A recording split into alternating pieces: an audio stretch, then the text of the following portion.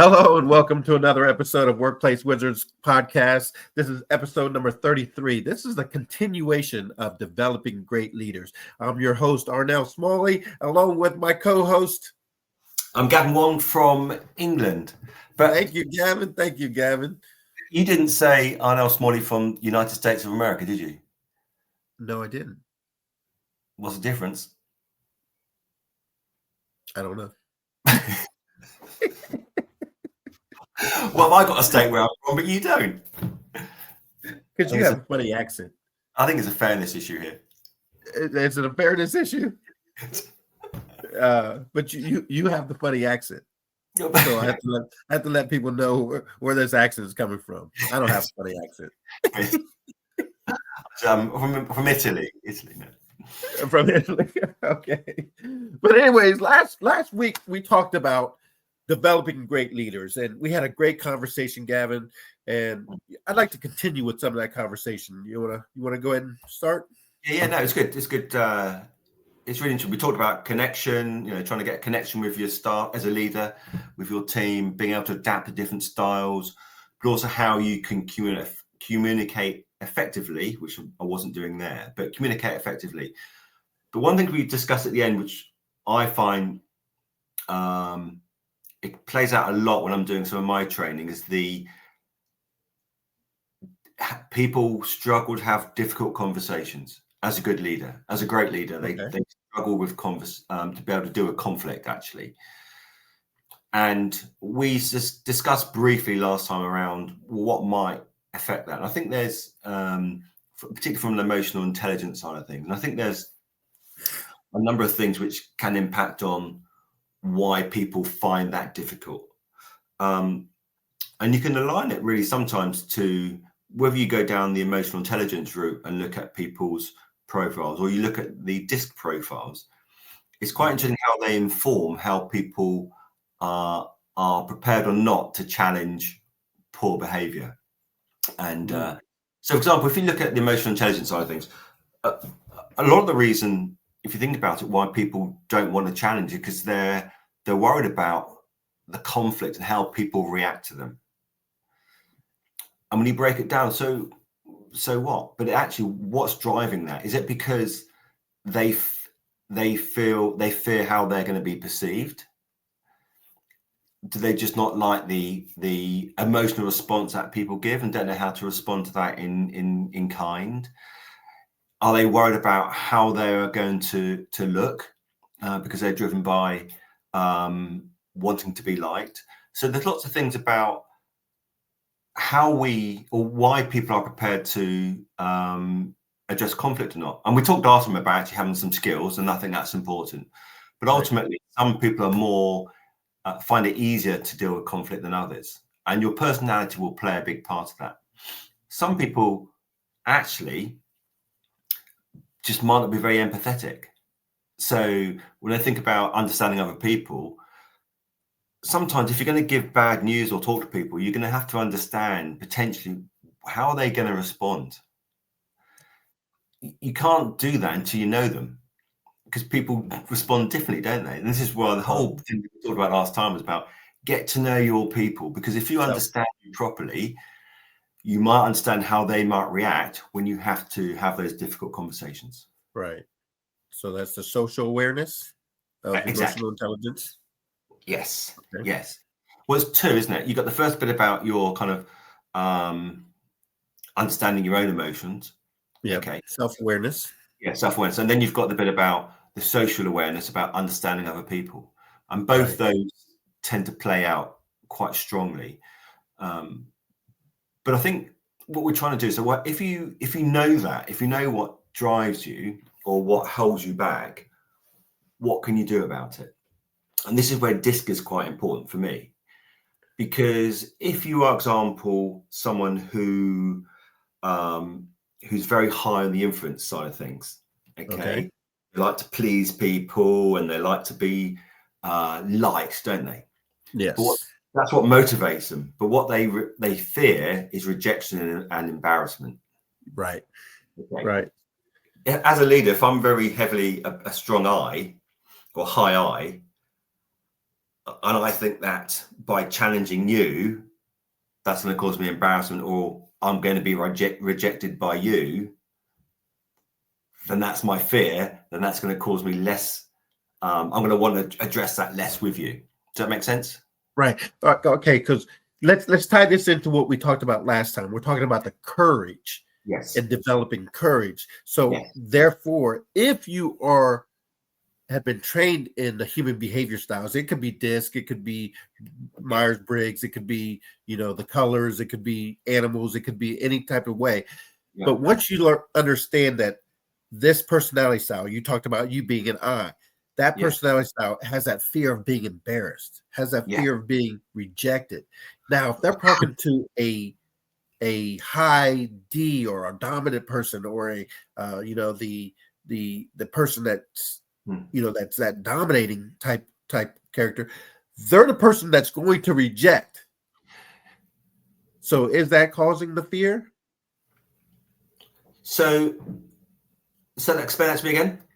So like all right, let's say for instance you're a high I, let's say I'm a high D.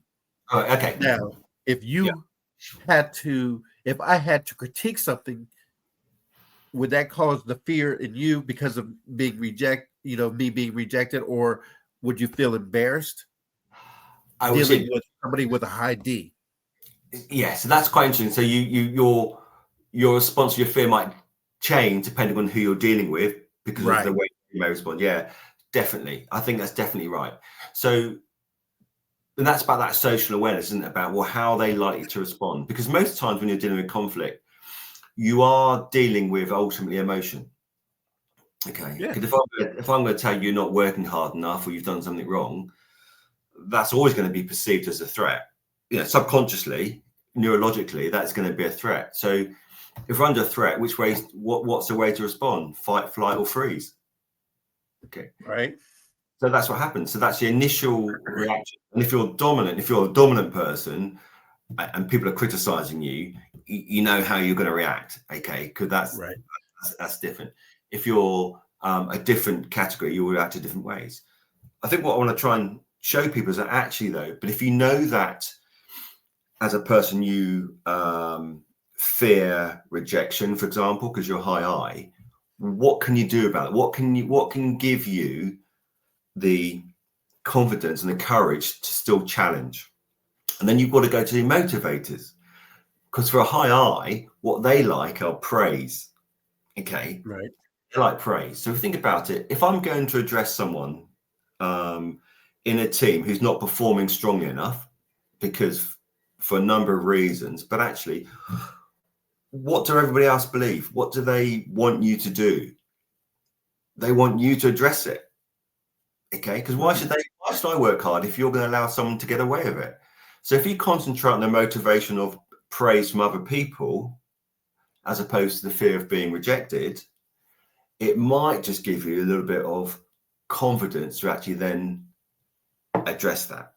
The courage to address it. So you've got to know by understanding what makes you tick. If you can change your mindset to pick on the things which actually help you, which motivate you, as opposed to things that cause you fear, it might allow you to deal with things which are quite difficult or more challenging. So what you're saying is a person needs to become more self-aware of the things that motivate them. Yes. And distress them. Yes. Distress. Yes. And actually, and as you said, and on top of that, if you can do that, that's a good place to start. But if you can then understand what motivates the person you're dealing with, others, and what they fear, then you can switch it around. Because if you've got someone who fears getting things wrong, okay, and you're going to tell them off, well, you've just told them the one thing which they're really going to hate. Right. So that would be like addressing somebody who's in the C category, and somebody who's very cautious or very calculating or very, would be in the DISC format would be a C. Yeah. So yes. So how would that work with being an I talking to a C? I like talking to a C. Well, we know that if you want to influence the influencers, so a C, what they're motivated by is compliance, Right. the rules. Okay. Rules. Following the rules. The rules. So if I was a high I and I wanted to try and motivate someone who, like a high C, who's done something wrong, I'd probably focus more on the rules and getting it right. Giving them stats, giving them facts. Yes. So it's personal about them, but it's all about this is the right way to do things. This is what expected, and focus on that. And when you talked about communicating effectively, sometimes you just need to slow down. Just slow down your pitch, slow down your pace, so that people won't feel like you're being like a C is also has the fear of, C's and S's. They have that fear of being, it's going too fast, or let's just slow down. Let's just get more methodical. Let's take our time. Let's make sure we do it right. Yeah. So they don't want to go through it fastly. They want to slow it down and make sure that everything's going to be done correctly. Dot the I's, cross the T's, and then let's continue. Yes. And what that links to is, we can talk about this later on, is about is if you understand what drives them and what motivates them and what they fear, that's fine. But the next step is actually, well, how are you going to communicate with them? Okay. So if someone's into, for example, I don't know, someone will go for that conscientious person or compliance person. If what motivates them is about the rules and regulations, then actually talk about it's the rules and regulations that we be following. It's not about them. It's not about them as a bad person. You want to focus on the area you're talking about, the outcome. So it depends on where they come from, the language you use, which will make that easier for them to understand. So you've got to kind of talk in the language which motivates them. Okay, I like that, Gavin. And we pressed right all the way up to our time. And so this is continuing with the development of great leaders. And these are some of the, like I said, we're going to give you some great tips, some insights, some facts. We're going to give you some strategies, and just stick with us, because Workplace Wizards is all about helping HR professionals improve their workplace environment. So if you want to contact us, you can reach us at smallworldsolutions.com, or I'm sorry, smallworldsolutions.net. You can find us on LinkedIn under Small World Solutions, or Facebook under Small World Solutions. And also you can call us at 754-971-7007. And for now, we're going to say goodbye, and we'll see you next week. Goodbye. Next time.